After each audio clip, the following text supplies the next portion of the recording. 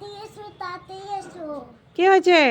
মা মা তুমি আগের মাসে একটা ঝুড়ি এসেছে আগের মাসে ঝুড়ি নিয়ে এসেছিলাম তো মেলা থেকে, তো কি হয়েছে? সেটা কুকুরে ঝুড়ির মধ্যে একটা ডিম পেয়েছে। কুকুরে আবার ডিম পারে নাকি?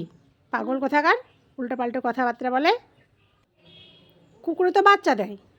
পাগল কোথাকার, উল্টো পাল্টা কথা। মা দেখো দেখো, তুমি নিচে দেখো। কোথায়? ওমা তাই তো, অনেক ডিম পেড়েছে তো। কিন্তু আমি তো কোনোদিনও শুনিনি বাপের জন্মেও যে কুকুরে ডিম পারে।